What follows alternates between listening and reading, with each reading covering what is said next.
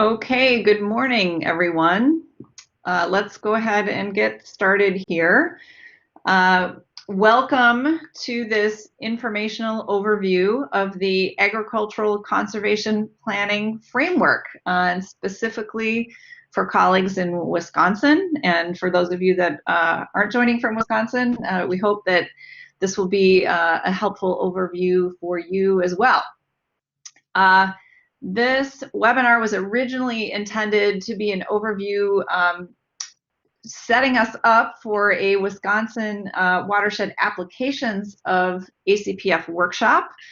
We still are planning on doing that, but the workshop, as you can imagine, the face-to-face workshop is now delayed, and we are hoping to be able to provide that to you safely, not in April, but perhaps sometime in June is our hope currently. And as you can imagine, that the situation is changing quickly and rapidly, and we want to make sure everybody is safe when we bring everyone together. So stay tuned for more information on when that face-to-face workshop will be. And our current plan is to get you new dates by May 1st. But again, I'm guessing you'll see an update from us by May 1st for sure. And it's to be determined whether we will actually have a new face-to-face workshop date for you at that point. So you can enjoy this overview, and hopefully it's a tease, and you will look forward to more.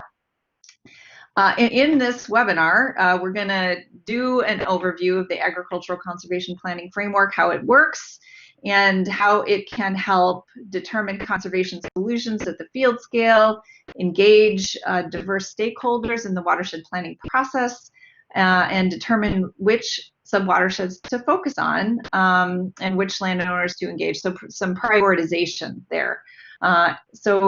We are fortunate to have three presenters with us today. Andrew Craig from the Wisconsin DNR Nonpoint Source, he's the Nonpoint Source Planning Coordinator for the Wisconsin DNR.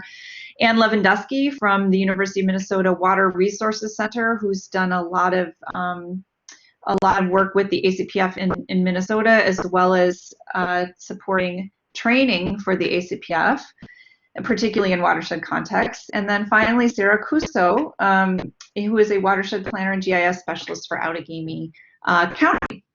So the way this webinar will work, and we like these to be interactive, so please, you can submit your questions for our presenters in the chat box. That chat box can be accessed in the lower right-hand corner of your screen. There's a little purple tab there that you can click on if you're not already seeing the chat box. We will keep all of your questions until all three presenters are finished. And again, we hope we'll get through these introductions quickly so we can have enough time for your questions at the end.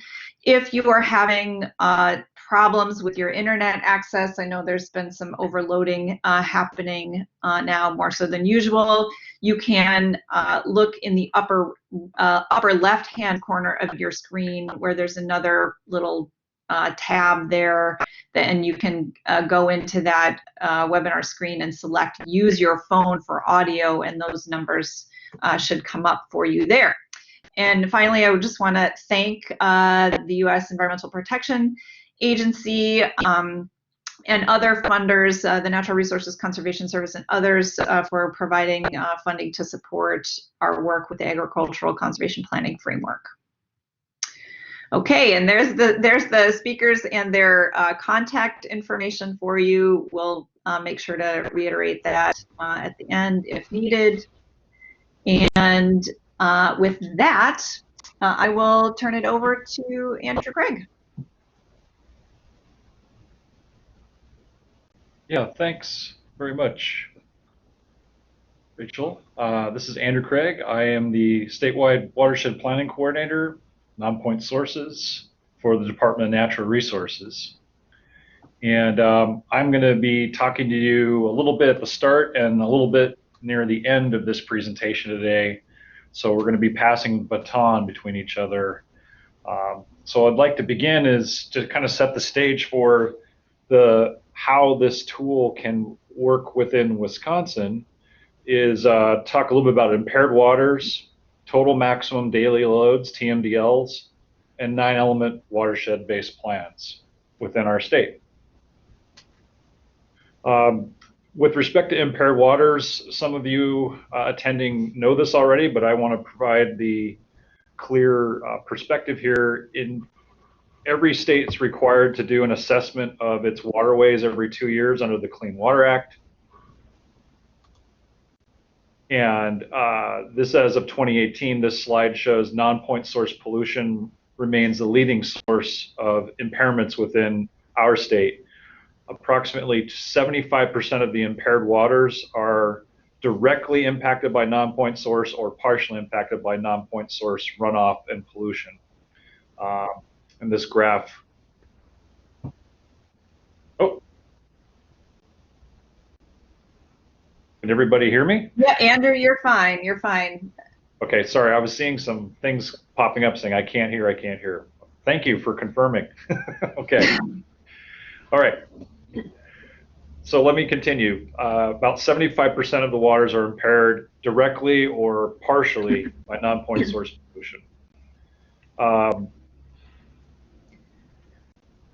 Next slide I have for you talks about impaired waters, and as a direct requirement of the Clean Water Act, states also not only have to assess their waters for impairments, but often they have to develop what are called total maximum daily loads to try to develop a strategy to restore impaired waters. And essentially what TMDLs do is define how much pollution a water body can handle and still meet water quality standards. In essence, will they remain fishable, swimmable, or drinkable? This map you see here kind of describes where TMDLs are within Wisconsin. And there's different colors here, and I'll summarize here briefly. The blue area is a recently approved TMDL, the Wisconsin River Basin.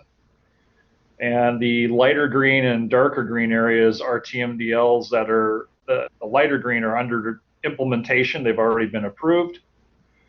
And the darker green areas, in this case, this is the Upper Fox Wolf Basin and the Northeast Lakeshore TMDL.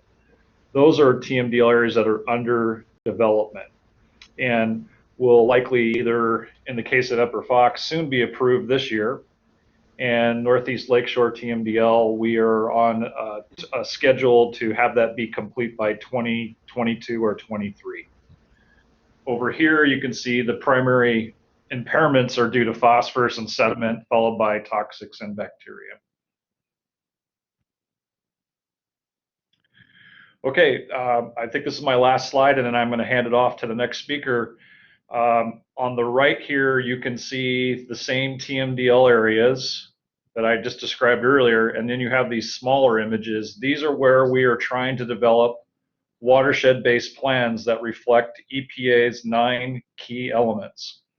TMDLs are just a way to try to say how much pollution a water body can handle, but they don't necessarily describe how you get there. 9-element plans describe in more detail how you can implement a TMDL, and we're trying to use that as a central strategy within Wisconsin to implement TMDLs across our state to address non-point sources of pollution. I think that's my last slide for now. I'll hand it off to the next speaker. Great, thanks, Andrew. This is Ann Lewandowski from the University of Minnesota Water Resources Center. I'm going to give you an overview of the ACPF, Agricultural Conservation Planning Framework. And when you ask the question, what is it? There's 3 answers to that question. And the first is that the ACPF is a unifying concept for water quality management in ag watersheds. Meaning it's an approach to watershed management that accounts for hydrology across the watershed. Instead of just looking at individual fields or an individual stream reach, how do the practices and hydrology connect across the watershed? The second answer to this question is that the ACPF is an ArcGIS toolbox that facilitates terrain analysis and identify the possible locations for conservation practice installations. And especially this is meant to be used at the HUC 12 scale. And the third answer to the question of what is ACPF is that it is a set of input data sets that are consistent across the watersheds. Have been developed across the upper Midwest and more watersheds over time. And I'll get into the details of each of these in a few minutes here. The function, the one-line function of the ACPF is to identify options for conservation practice implementation with spatial precision. We're not just identifying which sub-watersheds do we need to focus on or that sort of thing. We're saying where on that landscape within that watershed are the appropriate options for conservation practices. And the reason we want to know this is twofold. One is to get landowner involvement in planning and implementation. If they understand these options, then it gives them the ability to get involved and help come up with solutions. And the other reason that we're doing this is to do smarter field work so that you have the background of what are the options and issues in your watershed so that when you go out into the field, you can look at the most important critical areas within the watershed and address the most appropriate practices that will be useful there. Backing up here, the context for all of this and why it was developed is for rural water resource management. And if you think about there's three pieces interacting here. At the state level, there's these nutrient reduction goals. And then you also have at the individual farm level agricultural productivity goals. And then you have the water management challenge, a real wicked problem of how do we get our hands around this. And when you look at these three things together, what we need is voluntary action. Regulations only get us so far, and voluntary action depends on having widespread understanding of what the issues are and what the potential solutions are so that there can be widespread engagement. We also need to take advantage of local knowledge and customize solutions for individual farms and sites and streams and so on. And finally, we need to take a watershed context that acknowledges the connection, the upstream, downstream connections, and bridges the scales between the field and the small watershed and the large watershed. And those ideas, this voluntary action, widespread understanding, customized approaches, and local knowledge, and this watershed approach, those are all the principles that were behind the development of the ACPF development initially. When Mark Tomer with the ARS in Iowa led the development of this beginning in the early, 2011, 13, I'm going to get the dates wrong here, but about that time frame. He led a team to develop this, and these were the principles that were behind his thinking as he was approaching this, providing the site-specific analysis of practice suitability, making sure that local judgment is an ingredient in this whole decision-making process, providing sound data that accounts for the upstream, downstream impacts, accounting for the uniqueness of watersheds and the uniqueness of farms, being flexible, identifying a mix of practices. We're dealing with nitrogen, phosphorus, sediment goals, and the TMDLs, as Andrew was talking about, and highlighting the critical importance of soil health and that level as a foundation. So with that background, let me go through each of these three pieces of the ACPF. The unifying concept, this idea of connecting the practices across the landscape. Soil health is the fundamental foundation to all of this.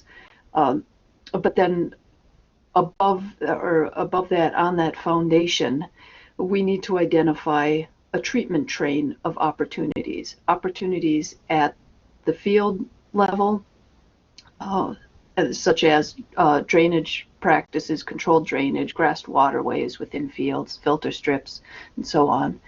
And then practices at the field edge, below the field, impoundments, and managing those kinds of pollution source areas and what's coming off of the fields. And then practices at the outlet as we're approaching the stream in the riparian area. So the ACPF toolbox is programs to work within ArcGIS. And the tools identify, as I said, this menu of possible locations for conservation practices. There's one tool in ArcGIS for each of these practices, and each of them has user options built in. The idea is to create this balance between being flexible enough so that these tools will give you meaningful results in a range of different types of landscapes, but also not make it so complicated that you have to be a programmer to use this. This isn't meant for that kind of high-end modeling and programming. Here's the list of toolbox functions that are in the ACPF toolbox, and I'm going to go through each of these individually, but I first want to say a word about terrain analysis. You may have heard this phrase among your ArcGIS friends, and what terrain analysis is where you're using the high-resolution elevation data to study the shape of the land and figure out how that land shape impacts where water flows, where it ponds, and how we can implement practices that will impact that hydrology. And the ability to do this kind of detailed terrain analysis is really fairly recent and has come along with the easy availability of the LiDAR-based elevation data. This has had a profound impact on our ability to do conservation. And this is at the core of what the ACPF toolbox does, is it does this terrain analysis. It semi-automates these tasks so that GIS users can do them more quickly and easily and can get their results in terms of NRCS practice standards and in terms of field boundaries. So I want to contrast this with hydrologic modeling like SWAT or HSPF or Sparrow or some of these other hydrologic models. Those account for climate changes and weather differences. They estimate how much water and pollutant loads will flow when and where they might flow. That kind of hydrologic modeling is not what ACPF is doing. ACPF is primarily doing this terrain analysis. Okay, let me run through this toolbox. The first set of tools does hydroconditioning for a digital elevation model.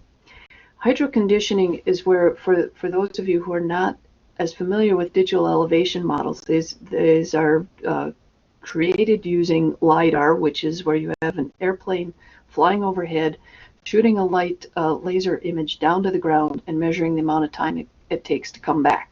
So when you create an image like that, that cannot see, so to speak, the culverts that water is flowing through underneath roads. So you've got the shape of the land, and as far as the ArcGIS is doing its analysis as it's looking at this digital elevation model, it thinks that the road is a dam and the water will run into that road and it'll stop and you'll get this great big pond, which is not reality. The reality is you've got this culvert and the water flows under it.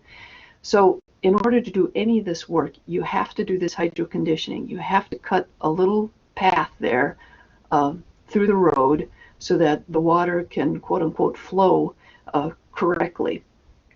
And this hydroconditioning is fundamental to any kind of terrain analysis. So the ArcGIS toolbox doesn't do it automatically, but it will help the user, the GIS user, go through that process.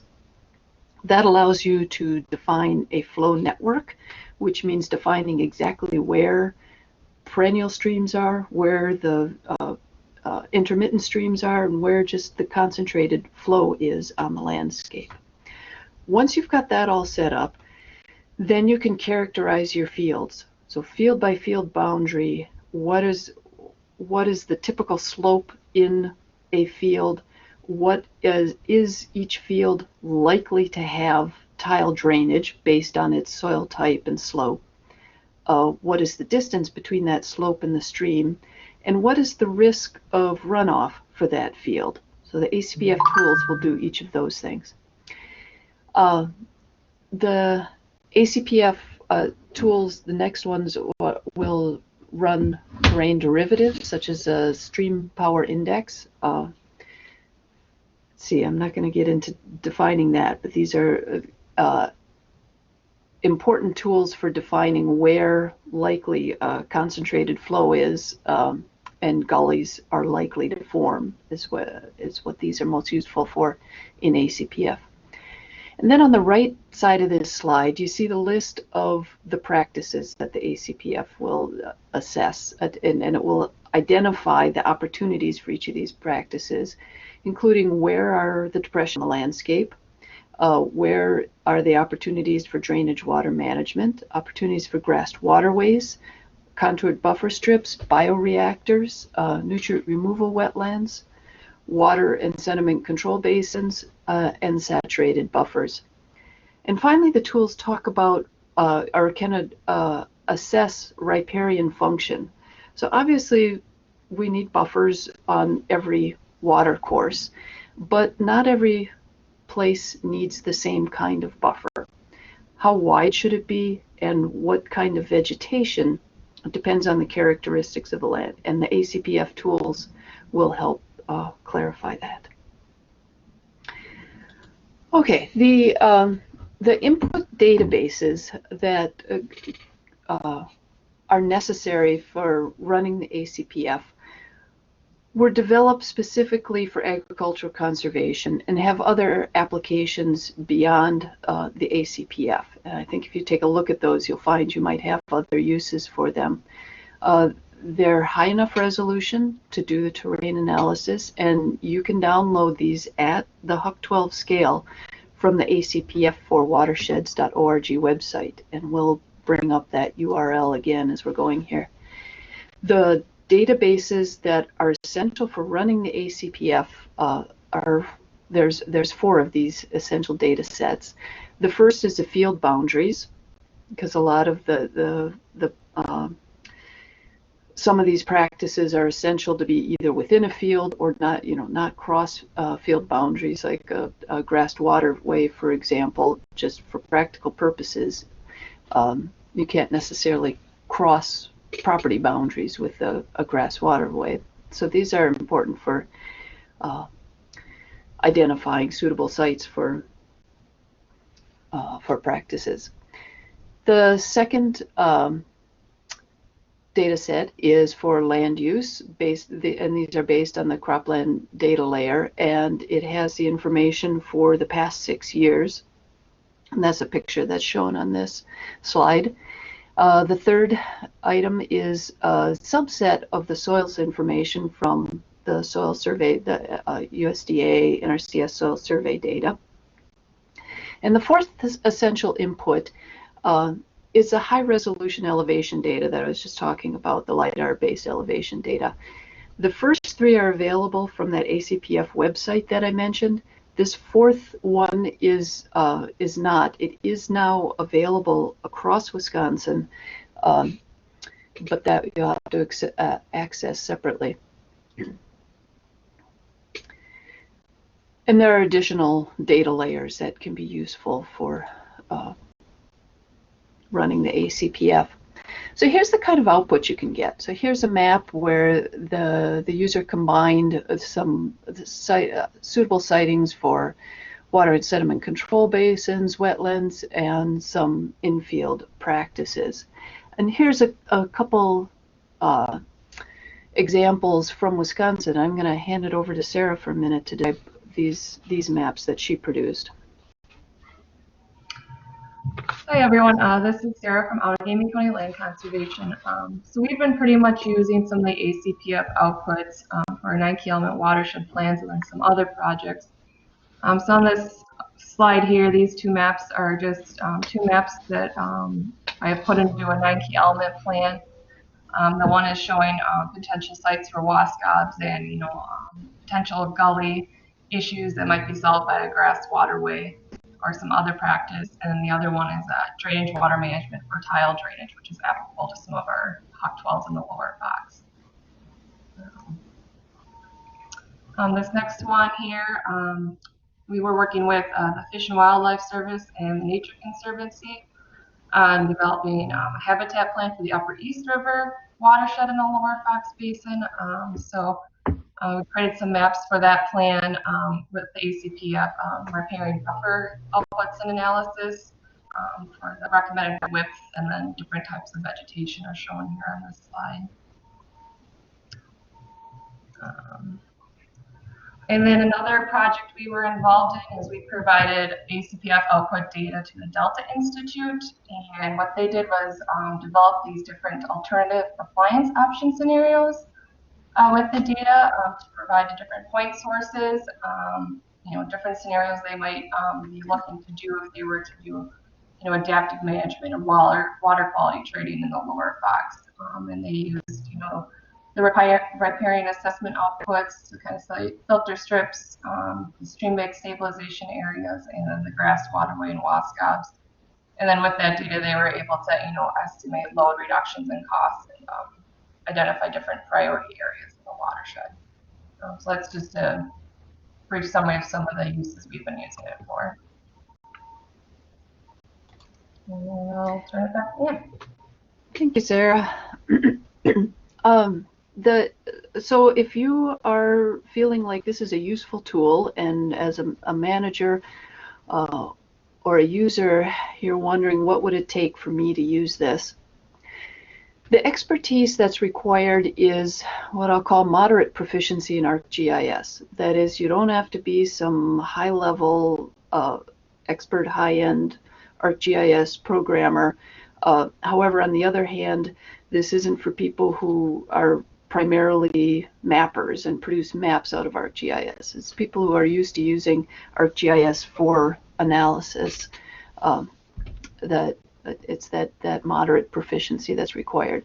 The other essential piece is to have some knowledge of local landscape and practices to do the reality checking on the results that you're getting.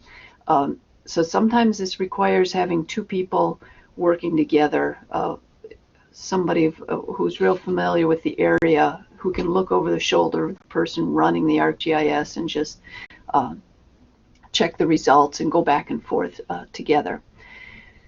Time requirements are, for a GIS specialist, we say it takes about 2 days of really focused training to get fluent in using ACPF. So either an in-person workshop or running through the training videos that are available on the website, and practicing and working up the skills to use the ACPF. That's kind of a minimal, get you started kind of training.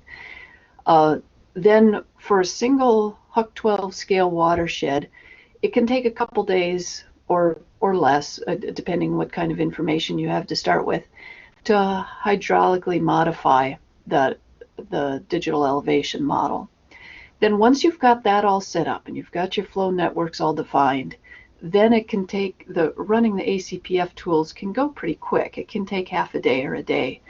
The unknown amount of time is after that, what kind of display maps do you want to develop and share, and how to define those? And that can be another stage of back and forth in design.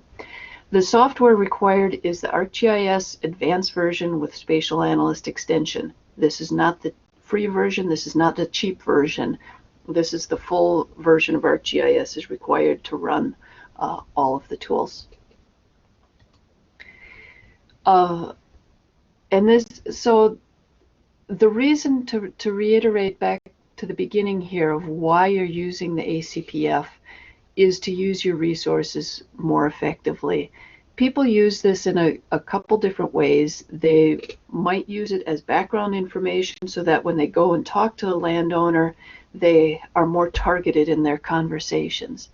They might use it one-on-one with the landowner so that the landowner can see the map of opportunities and how this connects to their neighbors upstream and downstream.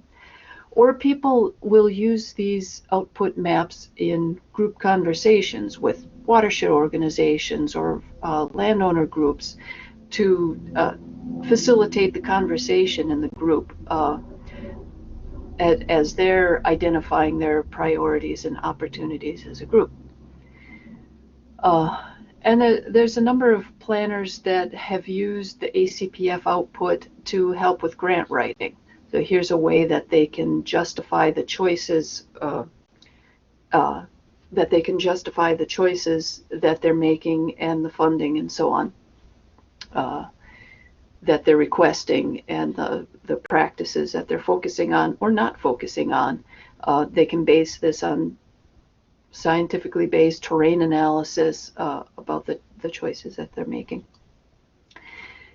And I want to emphasize again, the way that you create the ACPF maps, the way that you present them, the way that you explain them, how all of that interaction, who's involved with that, and how you choose to do this is really important for establishing the trust and empowering partners, which is the whole reason we're doing all of this.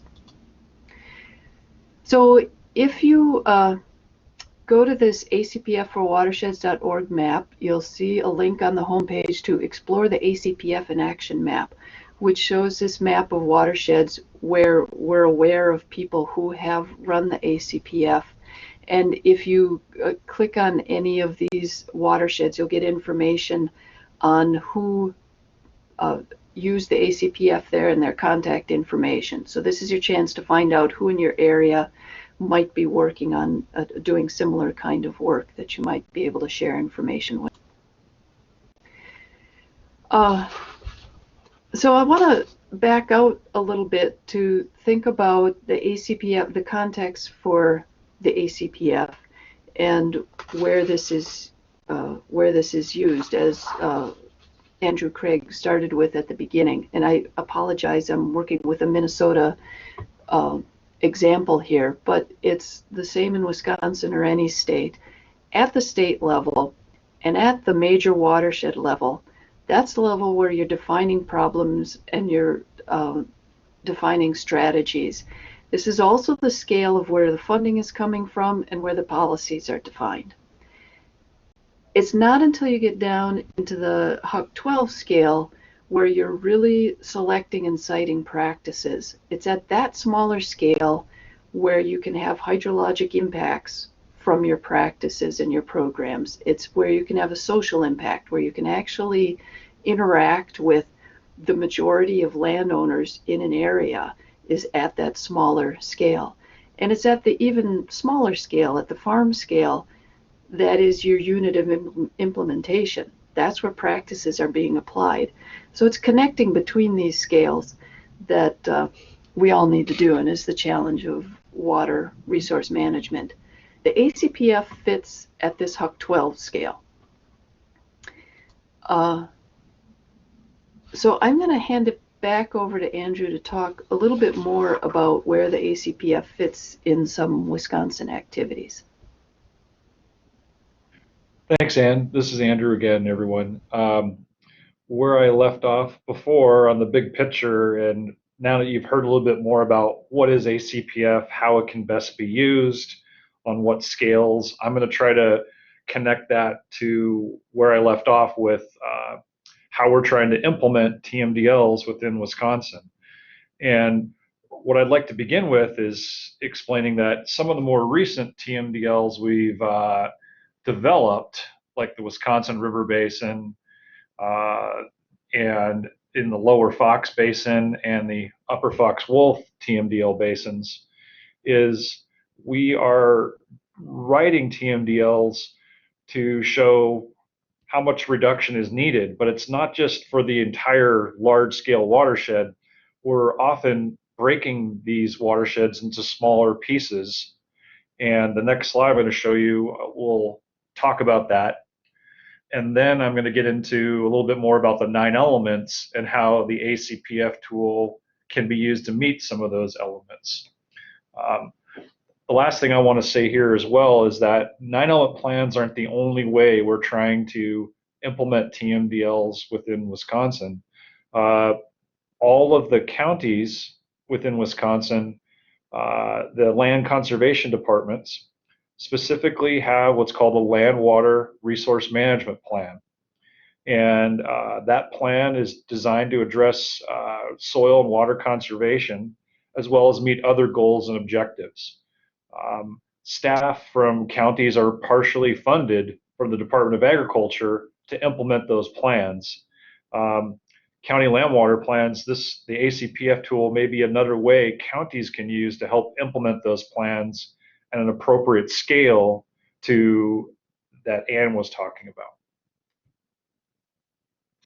about. In this map I'm showing you here, it shows the larger TMDL areas, and then these smaller areas are Huck 12 size watersheds. Some are a little larger, Huck 10s, that show the areas of 9-element plans that are under development, under review, or approved in Wisconsin.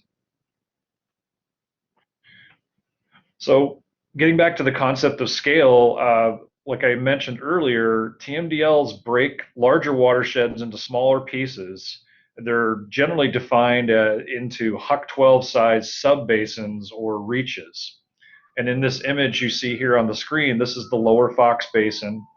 And the analysis in TMDLs help you essentially say, within this watershed we need to reduce phosphorus loading, but where does it make the most sense to achieve that? One of the things a TMDL can answer is it will rank subbasins, Huck 12 size watersheds, based upon loading. And that could be one tool that counties or other organizations can use to help prioritize where, if you have limited resources and dollars, to focus your limited resources. ACPF, as you guys have seen in the explanation earlier from Ann, can be used to further break down a Huck 12 watershed into specific smaller scales, either field scales or farm scale, to help look at where different practices may make the most sense to consider to reduce sediment or phosphorus loading. So with respect to the 9 elements, what I want to give you here in this slide is an overview of what are the plans, and then I'm going to go through the 9 elements in 3 slides. So 9-element plans are typically written at the Huck 12 watershed size, and they're done that for several reasons. Some we've already talked about. TMDLs will give you an idea of where priority basins are, but it won't go any further than any scale than that. Within a watershed-based plan, you can become more detailed about what you'd like to do within that Huck 12 size watershed to meet these goals, either restoring impaired waters, or they can be used to protect non-impaired waters. 9-element plans mainly so far have been focusing on surface water, but we're having some that are in development now that are trying to address groundwater, either as the primary goal or as a simultaneous goal. In some areas of our state, we have shallow bedrock, for example, and that can, if nutrients aren't carefully managed, that can be lost and end up in aquifers through shallow bedrock. Again, 9-element plans mimic TMDLs, fishable, swimmable, drinkable. They can also be used for source water protection plans, and in some cases, with increased rainfall intensity and storms, they could be incorporated to help implement flood control plans too. So the first 3 elements of a 9-element plan describe what are the conditions in the watershed, and then you set some basic goals of how you want to reduce sources of pollution in that watershed. The remaining 6 get into the details of how much it's going to cost, what resources do you need to address those sources, over what time frame you want to address those sources, reductions. And finally, how do you want to evaluate and monitor if those milestones you're setting are being implemented? And also, is there any measurable differences in the receiving water within that watershed? Generally, 9-element plans have a 10-year time schedule. And pardon the pun here, it's not too short, it's not too long, it's just right. 10 years gives enough time to develop education and outreach, to do potentially some baseline evaluation of either field conditions or water quality conditions in a watershed, and then still have enough time, if significant practices are adopted in the watershed using tools like ACPF or others, to potentially try to show a trend of reduced loading in terms of phosphorus concentrations in surface waters or other metrics. So where you see ACPF here is where it can help meet one or more of the 9 elements. The first element of 9-element plans is identifying causes and sources of pollution in a watershed after completing an inventory of watershed sources. As Ann and others have explained, ACPF incorporates and can help you complete an inventory of the watershed. Element 2 says, based on what you have, can you try to establish some load reductions to meet or make progress towards meeting water quality standards in that watershed boundary that you select over time. Another step of element 2 is you need to estimate what type of load reductions are occurring from practices. ACPF does not provide load reduction estimates. It just focuses on which practices may make the most sense within a watershed. Element 3, and this is where ACPF can be very, very helpful, is selecting different practices where they make the most sense in the watershed, and also identifying critical areas in that watershed to achieve load reductions. With TMDLs, it just says they prescribe a reduction on these HUC 12 watershed scales, but it doesn't answer the question where it makes the most sense to achieve those reductions, or what combination of practices may get you there. ACPF can help better answer those questions, particularly if it's combined with field-specific information or cooperation from landowners in the watershed. Water quality data can also be used to help identify critical areas. Elements 4 through 6, not only do you have to explain where you're at, what loading you have, and what reductions you want to achieve, but you have to figure out how much it's going to cost and how much financial assistance is needed, as well as some authorities you may rely upon to implement the plan. Element 5, I can't emphasize this enough. If you don't have understanding of what the problem is or what this plan's about, you cannot get landowner participation or interest in wanting to participate. And that's where ACPF can be very, very effective. Element 6, plan schedule. I've already talked about that. Most plans select a 10-year time frame. They can be shorter or longer than 10 years, with that said. The final 3 elements rely upon measuring implementation of a 9-element plan. Element 7 relates to setting interim milestones. If you have for example, a 10-year plan, what do you want to try to accomplish in the first 3 years, the next 3 years, and the final remaining years of the 10-year planning schedule? And that can be used as benchmarks to measure progress. Land water plans for counties in Wisconsin follow a similar format to this. Elements 8 and 9 have to also involve evaluating plan implementation, and they are directly often reflect one another. Will some monitoring be done in the watershed, and what criteria, if monitoring is going to be completed, will you use to define if you are making progress or not making progress to meeting water quality standards. And now I'm going to pass the baton to Sarah, who has some other interesting items about ACPF to tell you about. Thanks, Andrew.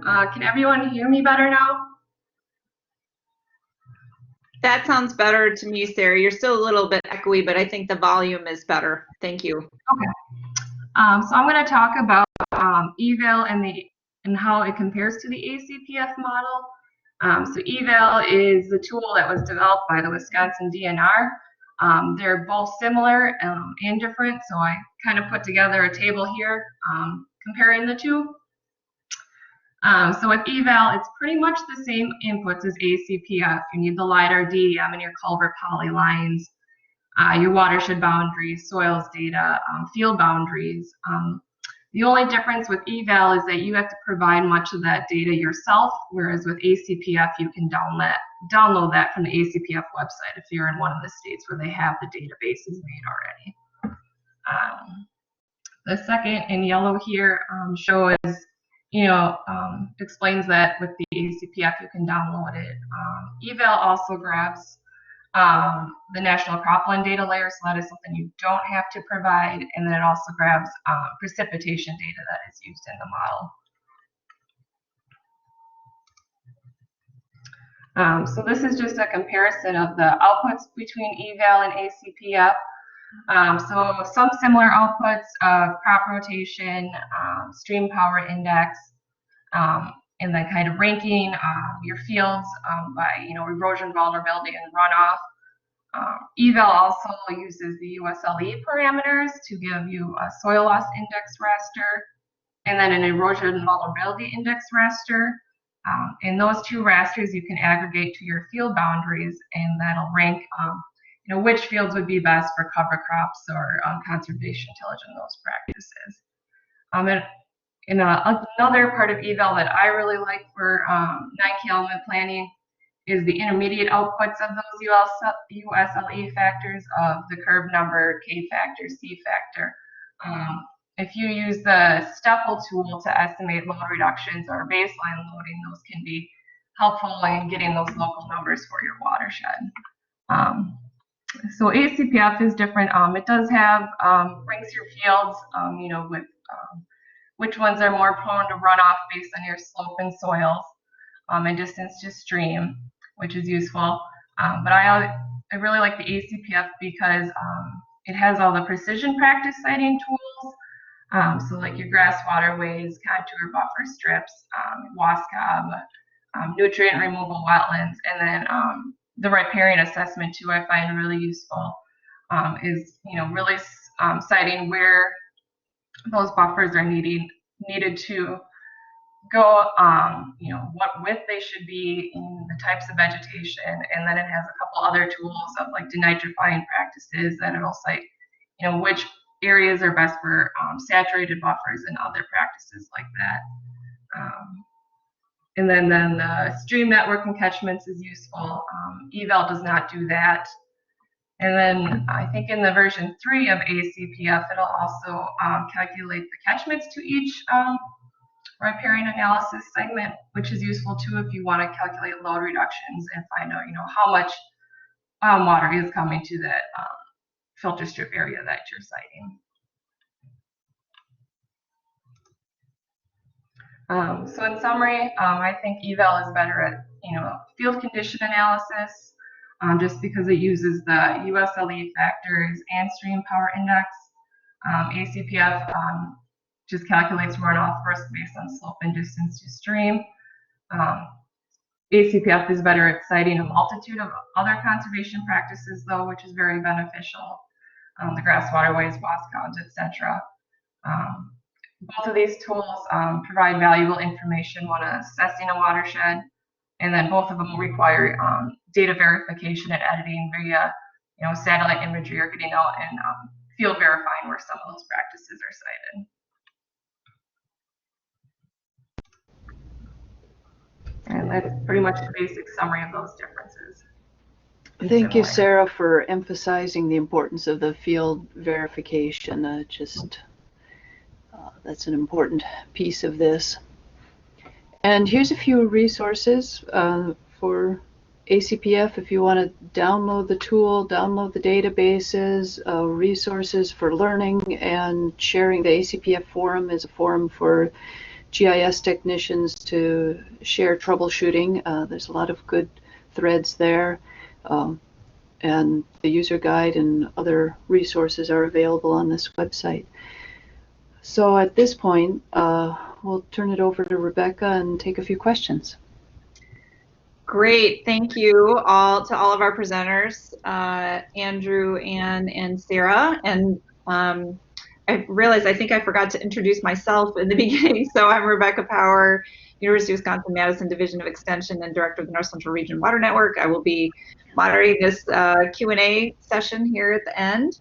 And just to very quickly reiterate, so this introduction to ACPF, can certainly be for both GIS folks and folks that are working as watershed, leading watershed efforts of various kinds. And the workshop that we will be having later on in the year in Wisconsin, the Wisconsin watershed applications of the ACPF, is really for folks that are working, leading watershed efforts in some way, less so for the folks that are doing the actual GIS work. So we wanted to have this webinar to introduce the ACPF to everyone, and you can determine whether some additional training, a face-to-face training is in this area is right for you.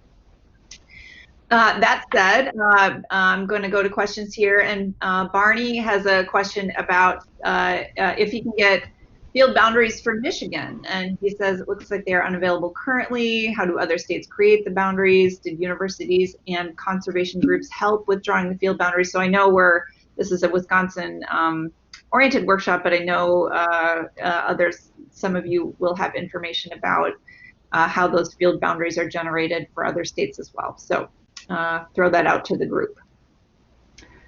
This is Ann Lewandowski.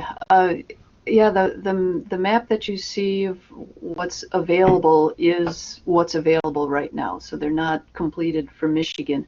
David James is the brains behind all of those databases and figuring out how to create those field boundaries, and has been doing that for years. And but at this point, the Iowa ARS team will not be expanding that much or all. But they are very happy to help others do that, and they've developed some utilities to help people develop those field boundary data sets. So I think, and we should have certainly contact me or David James directly. And I'm going to jump in here in a minute, and Mark Tomer, we're fortunate to have Mark with us here in the chat.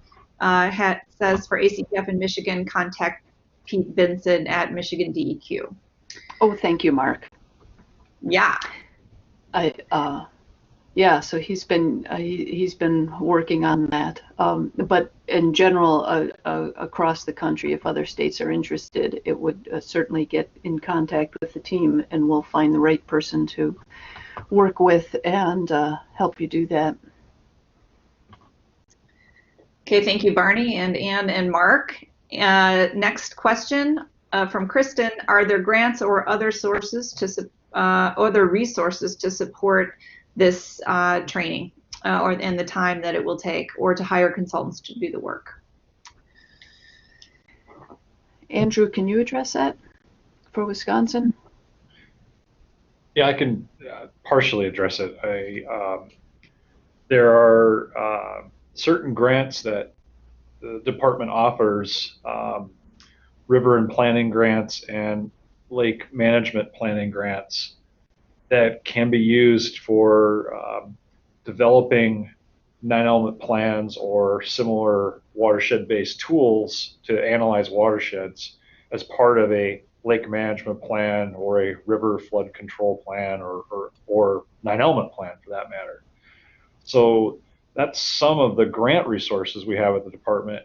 In addition to that, we have individuals like myself and other DNR staff that we're working on becoming more familiar with the tool And in selected areas within for example, a county, the county wants to focus on a single HUC 12 watershed and using this tool, we may be able to team up with them on that as well for that specific watershed.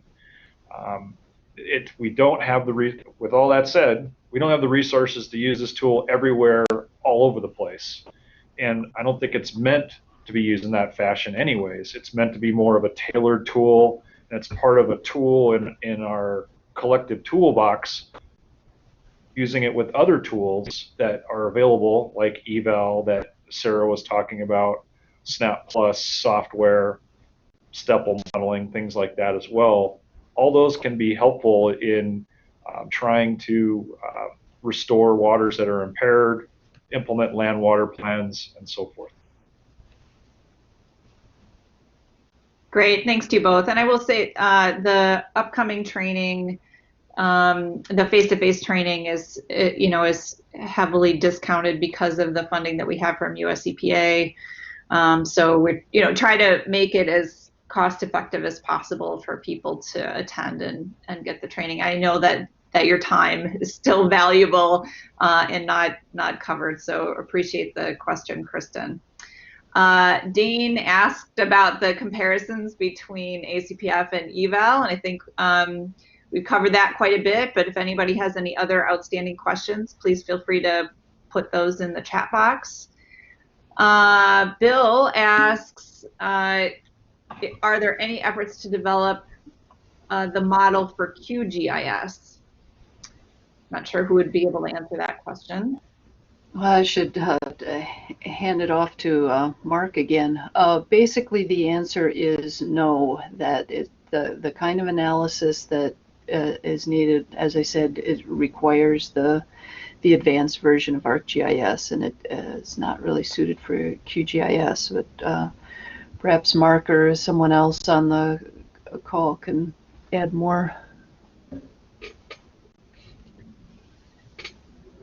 And James, I don't know if we can make Mark a moderator, give him voice privileges. Can you hear me? Yes, perfect. Okay. Okay, yeah. On QGIS, no, we have no plans to convert the code to QGIS. It'd be nice to see a project to do that, but that probably won't be involving us. USDA is pretty much, committed to ArcGIS and have access to ArcGIS licenses in most of our labs and offices. So most everyone in USDA who's using GIS is using ArcGIS. Great, thank you, Mark. Appreciate that.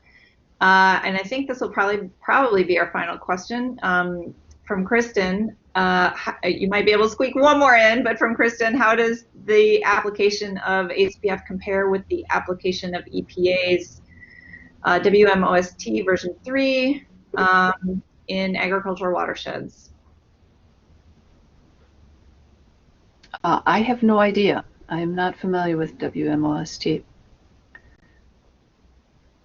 This is Andrew Craig. I'm sorry, I'm not familiar with WMOST either, so this is a good question. It's something I want to look into.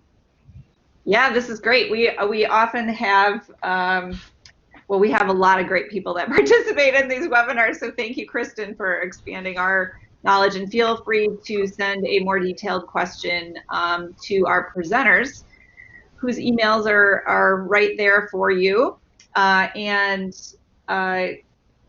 We will be following. So again, we really appreciate your time today and exploring a little bit more about what the ACPF could offer to you as you're working in watersheds here in Wisconsin and other states. Please look for more information from us at acpf4watersheds.org. You see the URL there at the top of this slide. And again, we hope that the follow-up training will be scheduled in the next few months, again, when we can do it safely. So watch for that notice from us. And thank you so much, and stay safe, and have a great rest of your day.